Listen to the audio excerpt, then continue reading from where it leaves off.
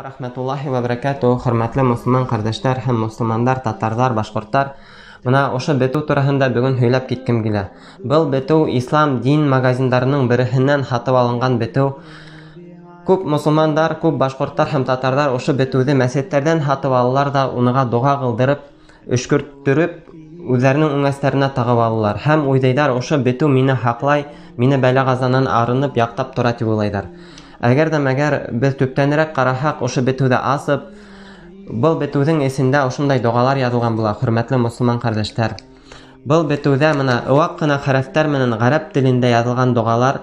Был Аллаһ Тәғәләнән «Я Раббым, мине һаҡла» тип уҡыған доғалар түгел, әммә ләкин «Эй шайтан, эй ғәзәзил, мине һаҡла, мине бәлә-ҡазаларҙан ҡурсала» тип шундай доғалар яҙылған. Һәм бында сихыр яҙылған, хөрмәтле йәмәғәт. Был кешене һаҡламай, әммә ләкин кешегә киреһенсә ендәрҙе яҡынайта, уныға төрлө проблемаларҙы яҡынайта, ауырлыҡтарҙы яҡынайтып тора.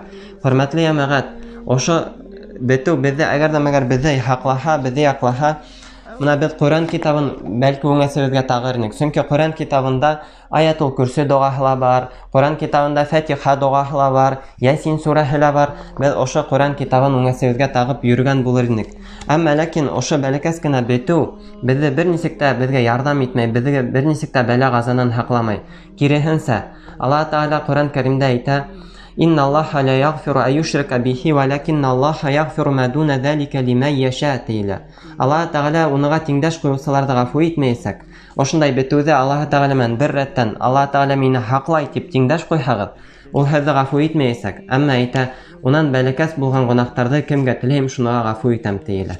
Шуға күрә, хөрмәтле мөселман йәмәғәт, ошондай бетеүҙәрҙән һаҡ булығыҙ, ошондай бетеүҙәрҙән ситтә тороғоҙ. Сөнки бетеүҙәр бер ҡасан да кешене яҡламай, һаҡламай.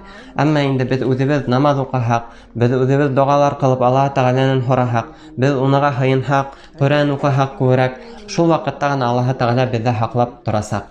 Әссәләму ғәләйкүм ва рахмәтуллаһи ва баракатуһ.